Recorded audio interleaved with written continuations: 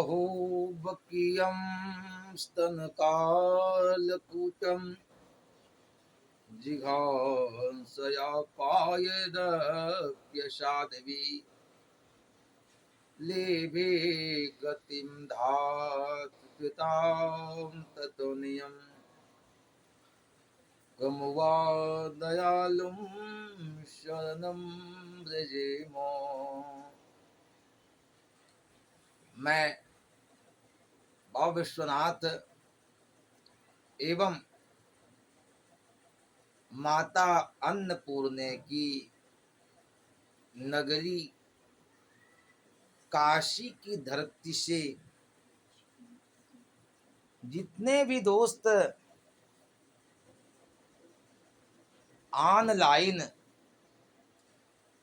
एवं ऑफलाइन जुड़े हुए हैं, सभी दोस्तों का स्नेह वंदन। तो दोस्तों आवे नित्य की भांति क्लास चालू हो। दोस्तों कुछ दिनों से हम ऑनलाइन नहीं आ पाए, नेटवर्क की वजह से नहीं आ पाए। सभी लोग अपना अपना किताब निकाल लेंगे, मुहूर्त चिंतामणि। दोस्तों मुहूर्त चिंतामणि के विवाह प्रकरण के 16वां श्लोक देखेंगे।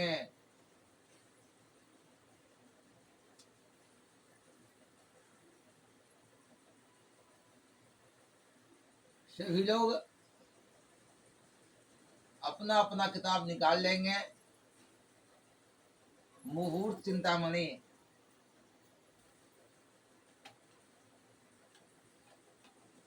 दोस्तों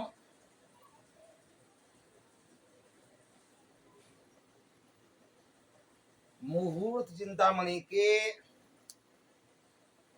16वां एवं 17वां श्लोक हम लोग आज पढ़ेंगे।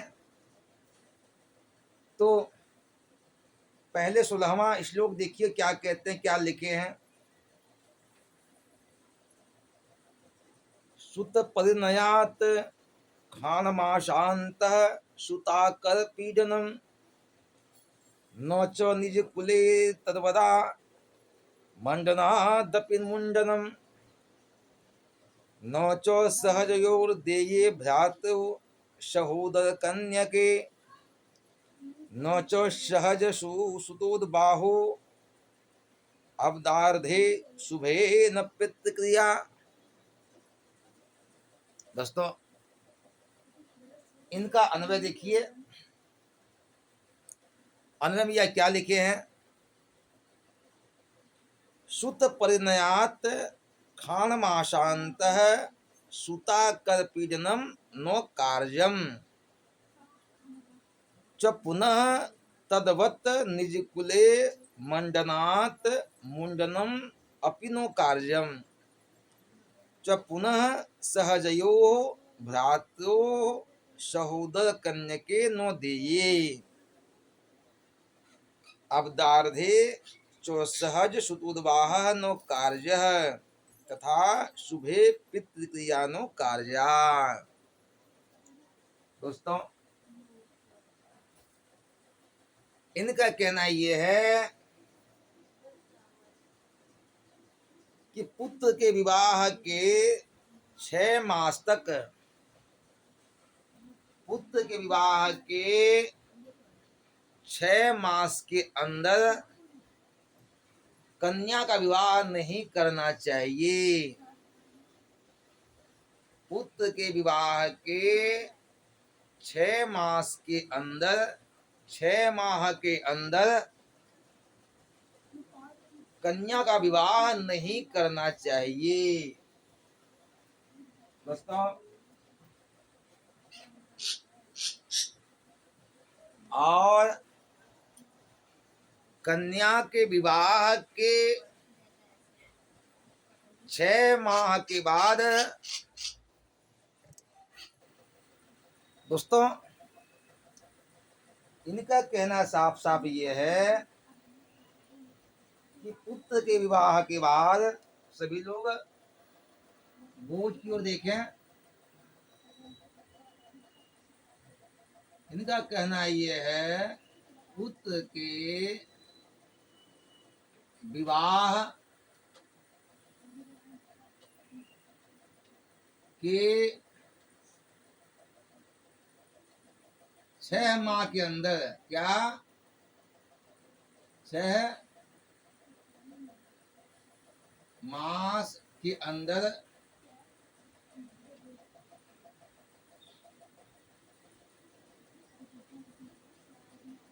बेटी का विवाह नहीं करना चाहिए। बेटी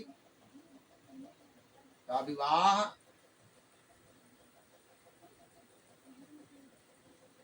नहीं करना चाहिए। विवाह नहीं करना चाहिए।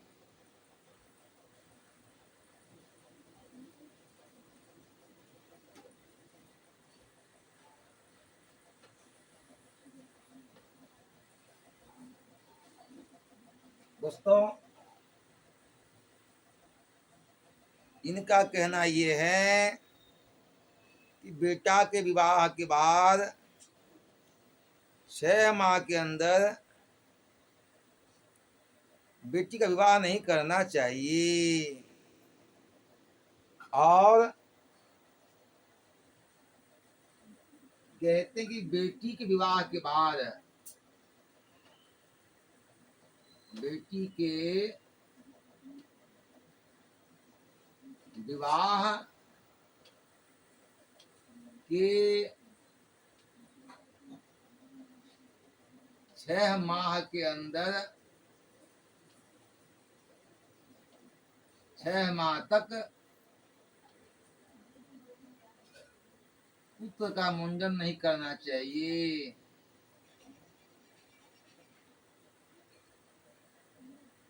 मुंडन नहीं करना चाहिए।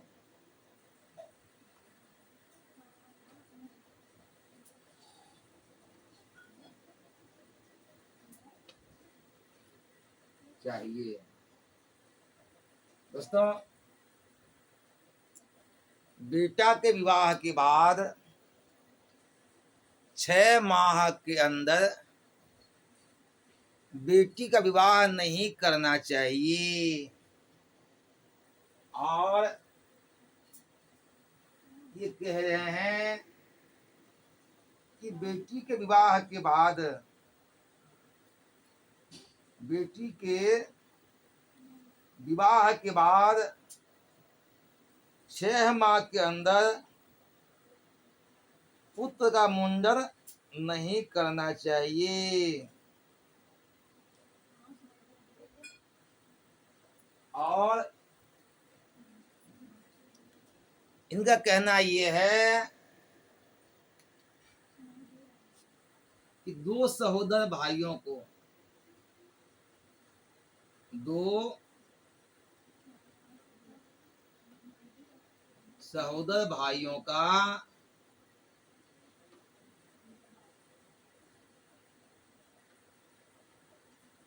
विवाह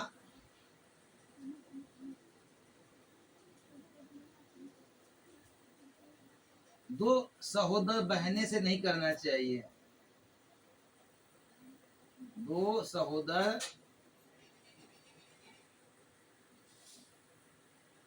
बहनों से नहीं करना चाहिए।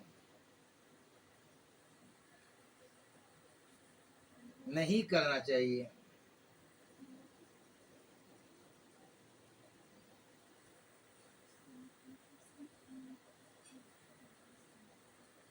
दोस्तों 2 सहोदर भाइयों का विवाह 2 सहोदर भाइयों का विवाह दो सगी बहनों से नहीं करना चाहिए। दो सगे भाई का विवाह दो सगी बहनों से नहीं करना चाहिए।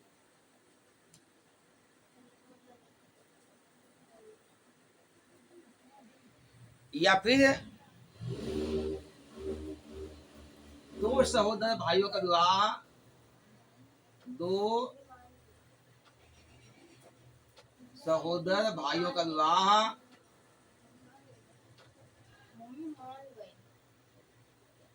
का विवाह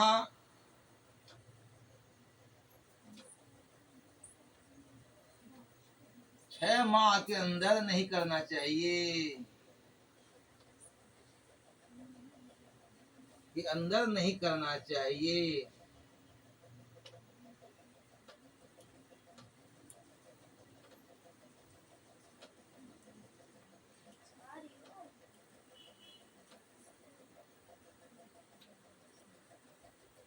दोस्तों, दो सहोदर भाइयों का विवाह 6 माह के अंदर नहीं करना चाहिए।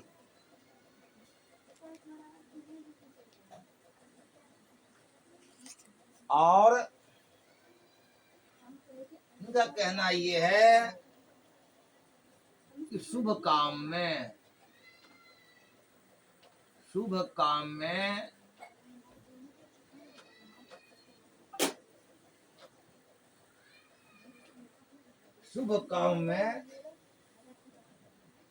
जो पिंड का दान होता है दोस्तों,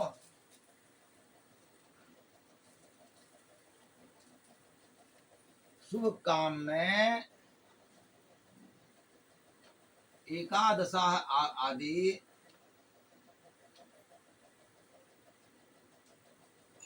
आदि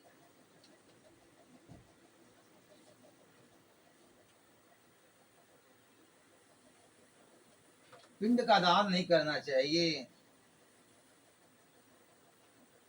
पिंड युक्त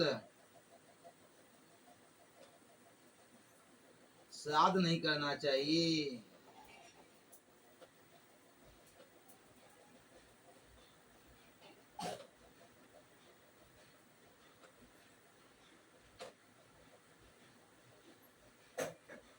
तो दोस्तों, शुभ काम में इसे शादी विवाह मुंडन ये सब शुभ काम है, जिंदगी वो शुभ काम है। तो कहते हैं कि शुभ काम में एकादशा आदि जो पिंड कार्य जो होता है, ऐसे पिंड वाला श्राद्ध नहीं करना चाहिए। दोस्तों समझ गए? इसे पुनः समझिए एक बार।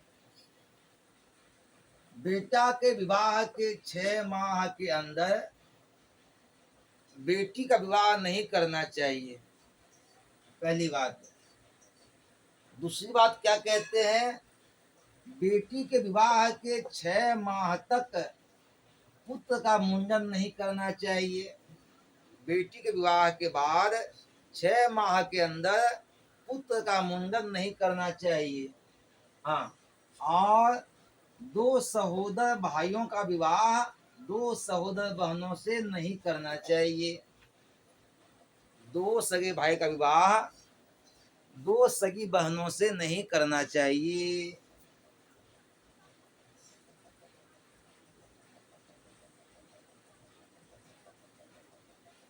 अब आगे बढ़िए। अब ये कहते हैं कि दो सहोदर भाइयों का विवाह 6 माह के अंदर नहीं करना चाहिए। दो सगे भाई का विवाह 6 माह के अंदर नहीं करना चाहिए। चौथी बात, शुभ काम में एकादशा आदि पिंड युक्त श्राद्ध नहीं करना चाहिए। कोई भी शुभ काम हो उसमें वैसे श्राद्ध नहीं करना चाहिए जिसमें पिंड का दान होता हो। दोस्तों, अब 17वां श्लोक देखिए क्या कहते हैं। 17वां श्लोक देखें वो क्या लिखे हैं।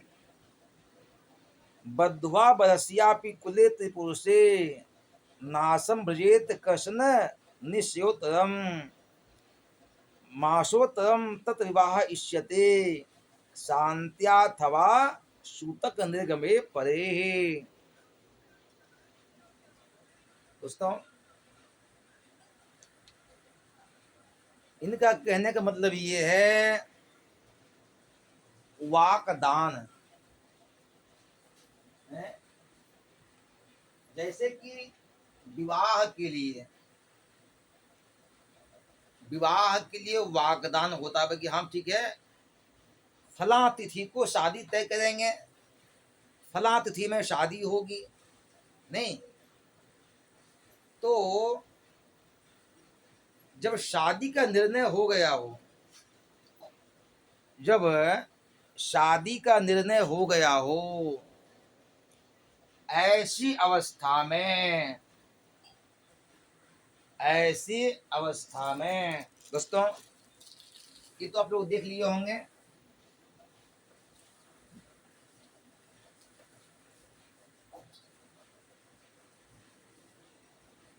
इनका कहना दोस्तों ये है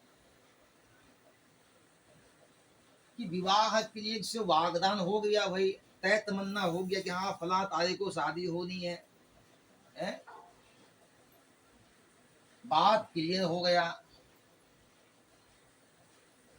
अब वाकदान होने के बाद अर्थात शादी की बात होने के बाद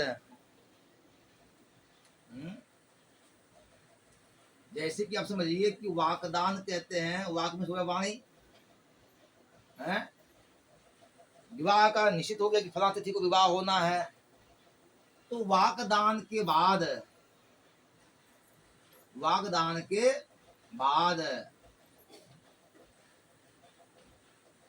लड़का या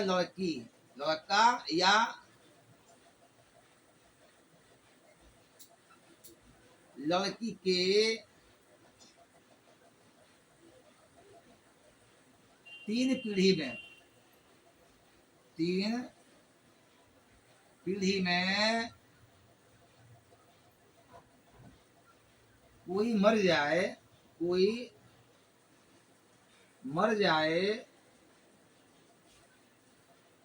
तो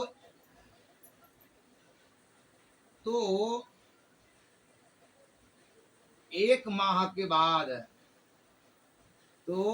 एक माह पीछे है शादी करना चाहिए, एक माह के बाद शादी करना चाहिए।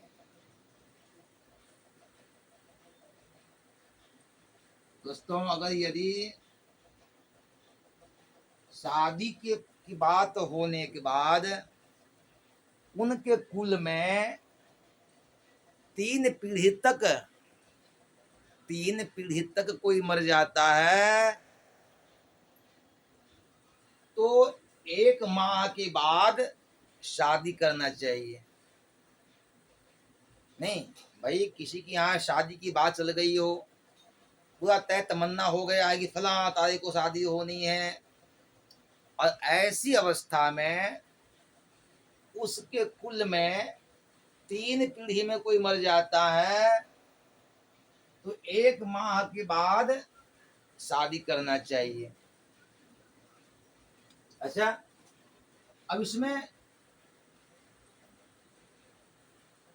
कोई विद्वान ये कहते हैं, कोई विद्वान का मानना है,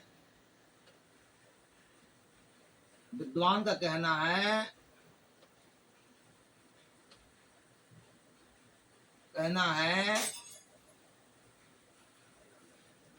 कि अगर कोई मर जाता है तो काम संपन्न होने के बाद, काम सब संपन्न होने के बाद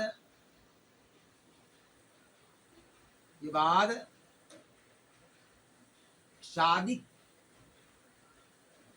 कर देना चाहिए,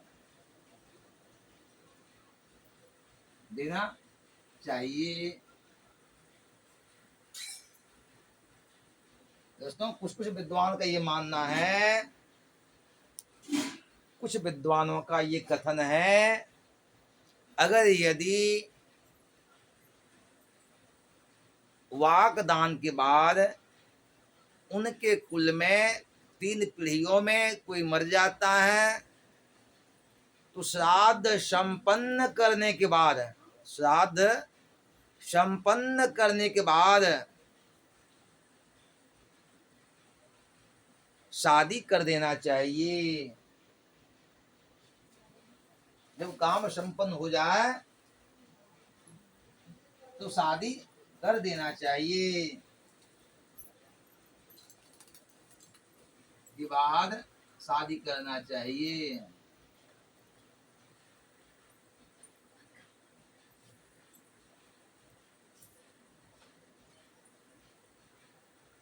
तो उसको समझ गए। अब ये क्लास यहीं संपन्न की जाती है, फिर कल शाम को मिलते हैं। तब तक जय माता दी।